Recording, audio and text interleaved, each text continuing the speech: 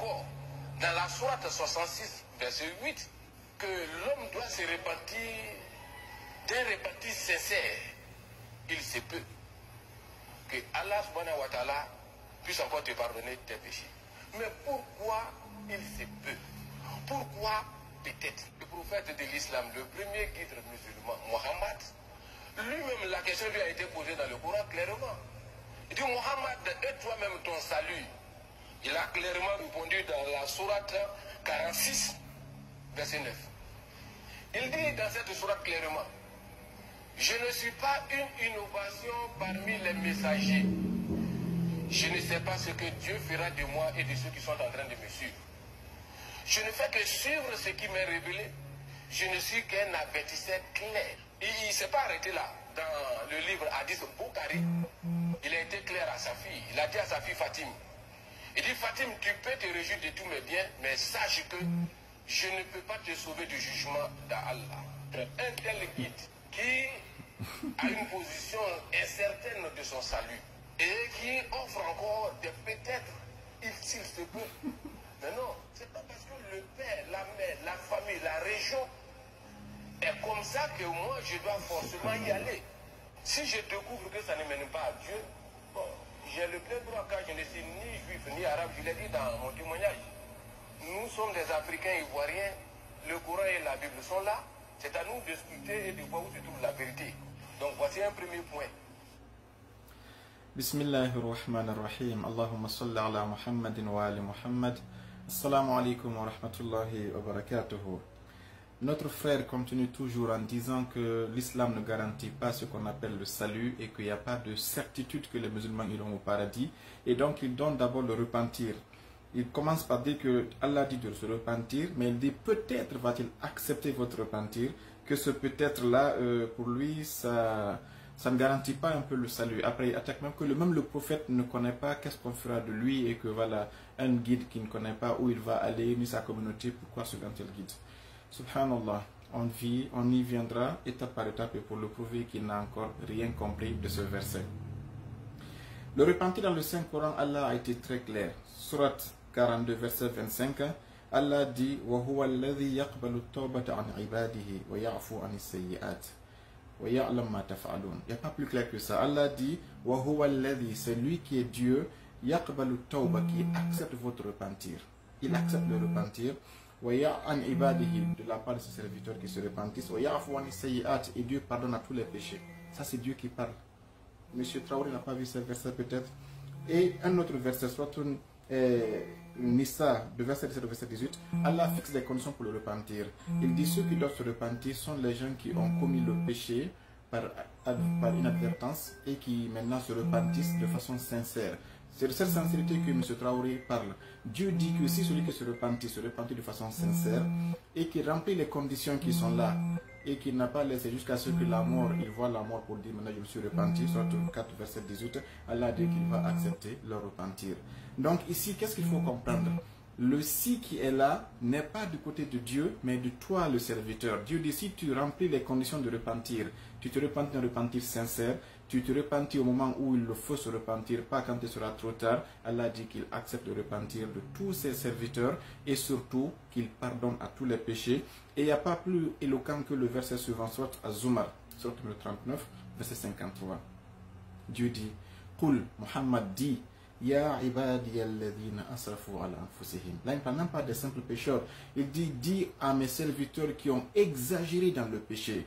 Et al-israf, c'est l'exagération. Ou vous qui avez été très loin dans le péché, des assassins, des meurtriers, des violeurs, Allah dit, La taqnatu min rahmatillah.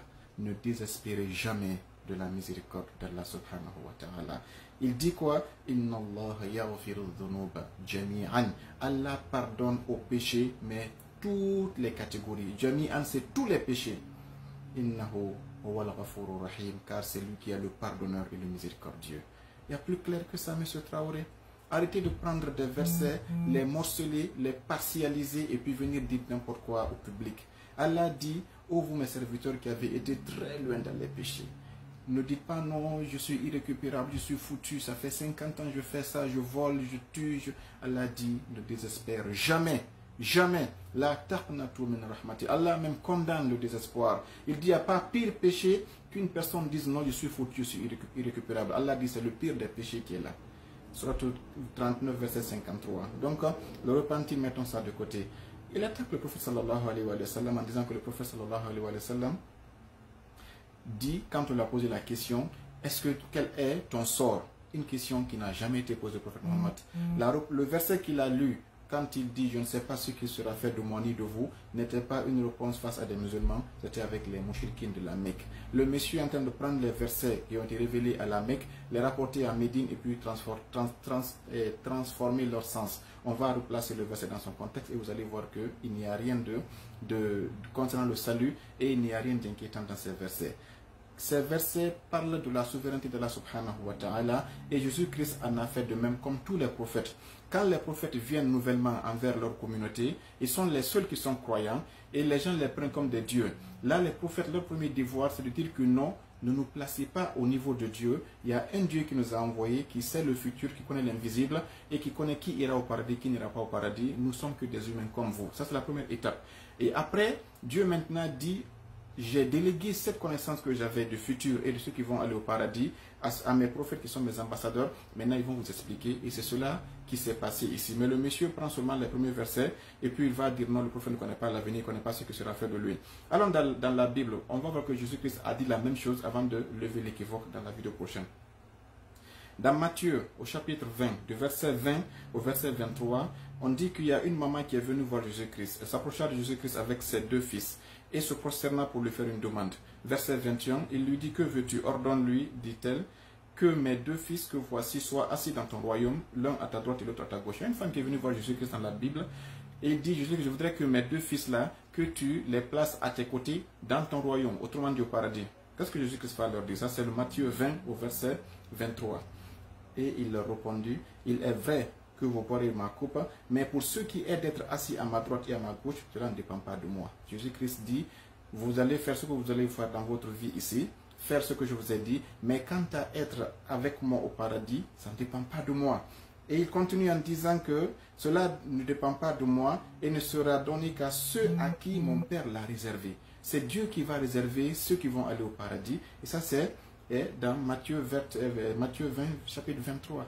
Jésus-Christ dit la même chose que Mohammed. Il dit que je ne sais pas qu'est-ce qui va se passer. C'est Dieu qui sait qu'est-ce qu'il va faire après. Ce n'est pas parce que Dieu, après, ne leur a pas informé. Mais ça, c'est le début de la mission. Et après, maintenant, on verra que Dieu leur a donné ce qu'on appelle cette information qui viendra pour leur dire voilà ceux qui vont aller au paradis, voilà ceux qui vont aller en enfer.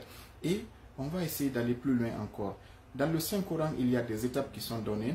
Dans la Sourate Al-An'am, chapitre 6, verset 50, Allah dit au Muhammad, dis-leur que tu ne connais pas l'invisible. Vous voyez très bien, suivez l'étape. Au Sourate 72, verset 26, Allah dit Alimul Ghaibi, c'est Dieu seul qui connaît l'invisible et il ne donne cet invisible à personne. Et au verset 27, il dit sauf à celui qu'il a choisi parmi les prophètes. Donc au début Allah dit l'invisible, seul Allah le connaît, ce qui sera fait de prophète, ce qui sera fait de vous et moi, seul Allah le connaît. Mais il dit dans Sourate Al-Jinn, 72 versets 26 et 27, il dit il cache cet invisible à toute l'humanité. Par exemple vous et moi on ne connaît pas, mais il dit il le révèle à ses prophètes. Muhammad fait partie de ses prophètes. Donc d'autres versets vont nous dire que Muhammad est la miséricorde pour l'univers, Muhammad est le sauveur de l'humanité, Muhammad est celui qui même par sa présence déjà, les mécréants ne sont pas châtiés. Allah dit Muhammad, les mécréants qui sont autour de la Mecque, ils se moquent de toi, ils disent pourquoi Allah ne châtie pas. Allah dit Muhammad, tu es une garantie pour eux. Tant que tu es vivant et que tu es parmi les mécréants, le châtiment est complètement impossible dans la zone où tu habites. Muhammad lui-même est une miséricorde. Partout où il est, il n'y a pas de châtiment, même pour les mécréants qui sont les plus grands bandits de l'univers. Que dire de lui-même qui est la cause de cette immunité pour les autres? Donc c'est pour dire que M. Traoré n'a rien compris sur la question de salut. On va réserver la question de salut là maintenant, à la vidéo prochaine, pour détailler de façon très claire entre la Bible et le Coran réellement, qui donne réellement le vrai salut, autrement dit la vérité et la vie éternelle à ses fidèles. Et quant à ce qui concerne Sayyid Azhar alayhi salam, quand le prophète dit à sa fille ne compte pas sur moi pour te défendre, c'est pour dire, c'est pas parce que je suis ton père que tu vas profiter pour faire le banditisme. Et Sayyid Azhar est la reine des femmes du paradis, elle n'a pas besoin de ça. Le prophète voulait dire seulement aux autres que c'est pas parce que votre père est bien placé quelque part, il faut peut-être profiter de son statut pour faire de n'importe quoi. Soyez fidèles et honnêtes comme tous les autres qui appliquent la loi, et ça n'a rien à voir avec le salut aussi. vidéo prochaine, Inch'Allah Ta'ala.